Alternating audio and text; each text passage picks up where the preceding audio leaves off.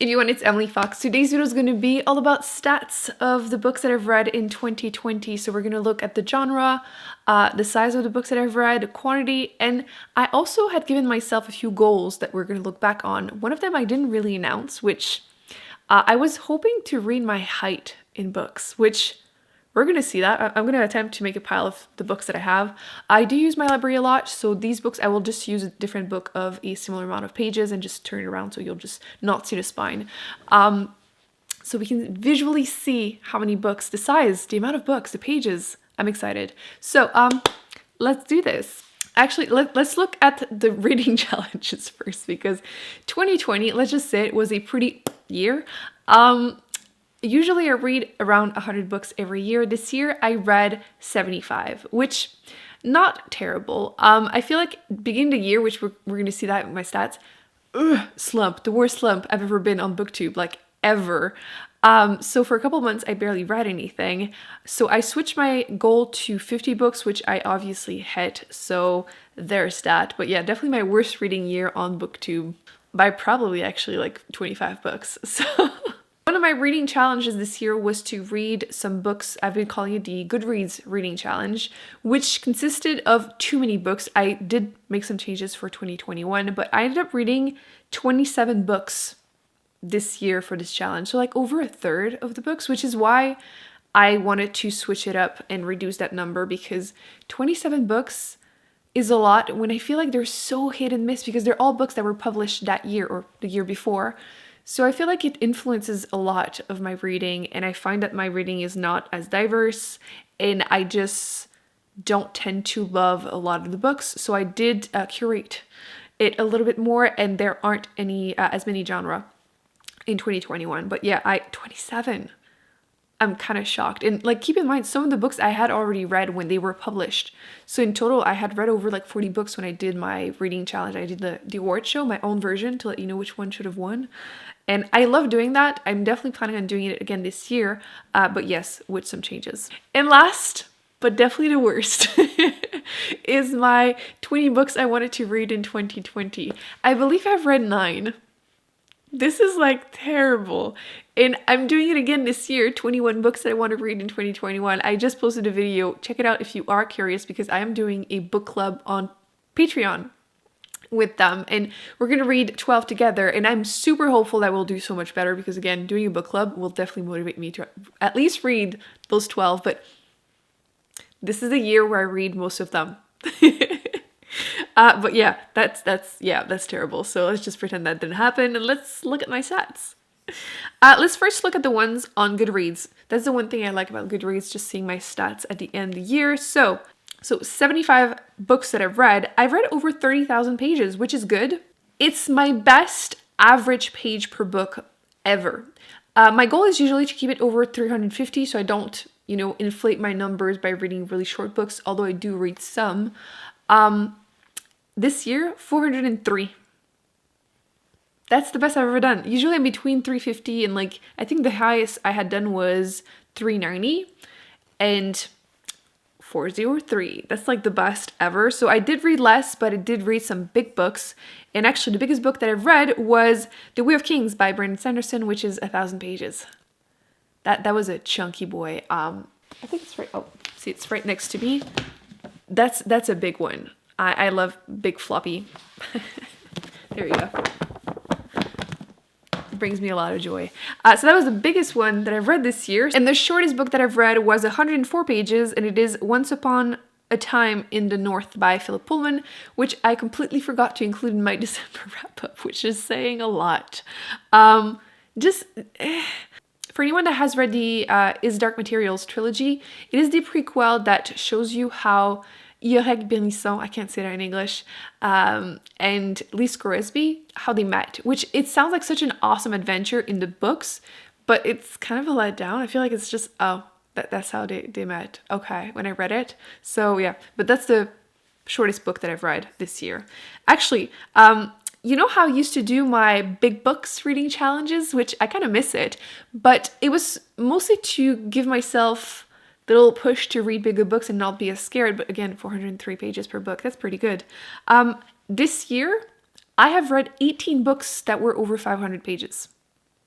So I feel like I've kind of conquered that fear. Like I still say all the time, oh, I'm scared of that book because it looks big, but I still read them.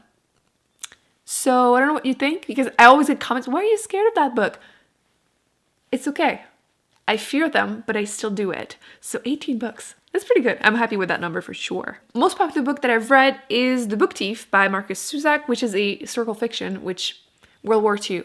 I had seen that book on everyone's list of must read, blah, blah, but it is the most popular one that I've read, and I finally, checked that. I did it. The least popular one is a new release that isn't even out right now, so that's probably why. Across the Green Grass Fields by Shannon McGuire, which is the 6th book in the We Were Children series, which some of you told me actually it's not the last one. There are going to be 2 more, so I don't know if I'm going to read them, but that's the least popular book. But again, it's an ARC. It's not even out yet. My average rating is probably the worst ever, which I don't understand, because I feel like once you see the stats, my bell curve is not that bad. Like I didn't read that many books I gave 1 star to. I think it's, once again, I didn't read a lot of books, so it just makes things all messy, but 3.2. So I went back and looked at my stats, and I feel like it's because I don't tend to give ratings to nonfiction, and there's like about 5 that I didn't give a rating to, and a lot of these would be like 4 or 5 stars. It's just, I don't like giving them ratings. I don't know why. So that might be why it's low, but I don't feel like I had a bad reading year. Like you look back at my best and worst of the year, and there were about like 5, 6, 7 books max in my negative videos. So that's not that bad. Now let's go and look at the stats. Let's see how many books I read per month. Can you see when the lockdown started? Like it's like March, April, May are horrible. And even June, July, I was not reading a lot. I was reading about 5 books a month. So you can really... It's pretty crazy. I'm someone, I cannot read when I'm stressed. I think the one thing that saved me this year were audiobooks, which we're going to see in a bit. But yeah, January was great, and then afterwards you can really see the slump starting, and I'm barely out of it. And then the end of the year, November, December, is slower, but it's because I tend to film a ton of videos. I've been posting a lot on this channel, which I know you enjoyed. I kind of miss it. I feel like it was fun to go and like be able to like reply to comments every 2 days, There was always a bunch I could answer. So yeah. We're okay overall with that. So again, genre I feel like is a bit messed up because I didn't read as many books, 25 less than usual. I feel like it really affects everything. But every year, about 50% of my reading is fantasy sci-fi. Did not change this year. 32% was fantasy and 20% sci-fi, which I'm actually, you know what? I'm actually surprised fantasy. I went to look back because I feel like I did not read that many fantasy books, but I finished series. So for example, I read the whole Farseer trilogy was 3 books, and they're all big. And I read 2 books in the Mistborn series, so I feel like that kind of inflated my numbers a little bit. I still read 24, but I don't feel like I read that many that were great, so I don't feel like I've read that many. After that, nonfiction, I read 8, so that's 11%. Contemporary, 6, which is 8%. Oh, I tend to put mystery, thriller, horror all together. I read 14, which pretty decent. But every year, I feel like I've read a few, but I don't have that many that I loved. I swear I love that genre, but like I've been reading a ton of the Goodreads one, which is why I mean that like I needed to make some changes, because just because they were published that year doesn't mean that they're good, you know what I mean? So I feel like it skews my ratings. 2 historical fiction and 4 classics. Who am I? I feel like I haven't been reading a lot of classics because I've read so many in university, but 4, look at me. And I read 1 romance. Let's look at page length. I feel like we already know 403 on average, but if you look at my chart, most of the books as usual are between 300 and 400 pages. I feel like it's just the normal average size of books, is it not? I feel like it is. I read a few, actually quite a few, between 200 and 300 pages. Actually, I need to go back and look at what that is. And then 400 and 500, which is usually my usual big category. But yeah, quite a few big ones. Again, we know 18. But why so many short ones? Oh yeah, I did do the kids middle grade book challenge. So that's 3 that were under 300 pages right there. Some classics. Oh, and then a few classics are short and a few nonfiction. So, okay, I didn't like try to read shorter books. And again, my average is fine. So I was just curious. Author's gender. It is the first year, I think, ever that I have read more male authors than anything else, which it's not by a lot, really. I think it's 2%. I've read 3 more books by male authors than anyone else. So it's fine technically, but I always make a point to not do that because I feel like they're always the most popular books. And I think that what messed me up is the fact that Goodreads Reading Challenge, yes, but I tried to read a lot of like really popular and classic, especially fantasy and sci-fi. And I mean, straight white dudes are like the most popular authors. So I think I'm going to attempt to fix that in 2021. I might do like I do want to do like monthly challenges, which hopefully you like that. I did that for most months this year. So I might do a whole month where I read anything but male authors. That could be fun. Maybe March. Like technically it's not a big deal. It's just that I do want to read female authors, non-binary, and everyone else basically, and not favor male authors. Ooh, the year that the books I read were published. Again, completely messed up by the Goodreads Reading Challenge because it's all books that were published in 2019. So that is the majority of the books that I've read. No one is surprised here. How many? 27 books that I've read. So all the ones that were Goodreads Reading Challenge. I've read none that weren't in that challenge that were published last year. Damn. Okay. I did read 18 that were published in 2020. I have been making it a goal that I don't really mention to try and read ARCs or books that are like published now so I can tell you which ones are worth it. That's definitely something I do want to do, although I don't want it to be like the majority of my reading. I feel that would be almost impossible, but still 18 books. That's pretty good actually. And then it's kind of a mix for the rest, which I'm okay with. I don't really have goals to read a bunch of classic or older books. I feel like that seems pretty good. Again, just a little skewed for 2019. Ooh, one stat that is always fun is to look at the books if I own them or if I borrowed them from my library or if it's an ARC, which you can see. 31% of my reading was books that I owned, and then library is 57%, and then ARCs 12%. I do want to mention this stat and the next one are kind of, again, because I decided to put audiobooks, like as soon as I tried the audiobook, I would put it in that category. So like library, and then I would put it in the audiobook category, even if I have the physical copy and did try it. Although I realized that I did in the beginning of the year try to put a both category, and then I stopped doing it. So like, look at the stats, they're kind of messed up, but it gives you an idea. Quite frankly, I'm just doing that because whenever I do want to do videos about audiobooks, which I've done one, I want to do more, it's easier for me to just look at that category.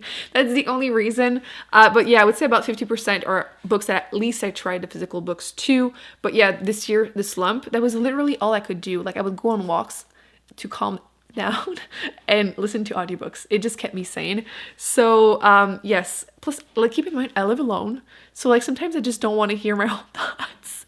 So audiobooks when I'm cleaning, cooking, it was great. So yeah, a lot of books from my library, so 57%. I use my library a lot, which I'm happy about because I feel like more people need to read about the library on Booktube, so it will be my pleasure to do so. And 9 ARCs, that's pretty good. And then the format, as you can see, this is what I meant. Physical books, 17 books, so 23%. But then I have like this weird mix of like 50 books either from audiobooks or both. And then 8 that were ebooks. So yeah, it makes sense in my head. It's okay. I mean, all that matters is that I did read some ebooks, which I'm using my Kindle, which is good. And then I do want to read more physical books in 2021, but that's totally because of the slump. I feel like this year I'm already doing pretty good. As I'm filming this, I have read 3 books, but 2 were short stories and all 3 were ebooks. 1 was an ARC and then 2 were short stories. So 3 ebooks. No audiobooks so far. Let's look at all the books that I've read this year. Look up from your telescope, take me on this journey home. I don't wanna wait no more. Lay me down behind the moon, tell me you'll be on real soon. I don't wanna wait no more. We could be dancing in the stars, we could be floating on away. As long as I'm safely in your arms, and it don't really matter where we stay. Cause space makes me sad. Just space makes me sad.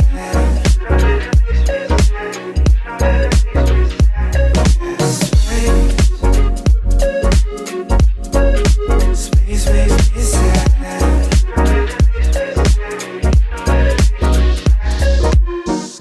Feeling like Pluto. You already knew though. I'm hiding just behind the stars, but how come the stars don't shine when it's day? How come this? So yeah, this is it. Those are all the books that I have read in 2020, all my reading stats. As far as 2021, I did mention some of my reading challenges, so I will link down below my Goodreads reading challenge for 2021, where I'm reading the winners or nominees for the 2020 Goodreads Choice Award. I'm also doing my 21 books of 2021. I'm hoping to read, I put 50 on my Goodreads reading challenge, just saying it. Ultimately, my goal is still 100, but I don't want to stress about it. I feel like I'm already cheating because I've read 2 short stories, but I've been meaning to read the Forward collection in a while, so it's like 5 or 6 books. They're all like between 30 and like 100 pages. I think I will attempt once again to read my height, which I don't even know right now if I did it in 2020. I feel like I did. I read 75 books. Like it has to be my height. I'm just 5'5", so... So yeah, I will attempt that challenge again next year. Let me know in the comment section your reading challenges. I'm hoping to do, like I said, monthly reading challenges also. Let me know if you would want me to tell you in advance or something. I think for February, I'm going to do the 1 week, 1 shelf again. I know it went hit and miss last year, but it was still fun. So I might do that again. So that's going to be it for today's video. I hope you enjoyed it. Thumbs up, subscribe. I will be putting more videos on the screen that I recommend you check out. And let me in the comment section your goals, reading goals, and challenges for 2021. I want to know. I'll see you in my next video. Bye.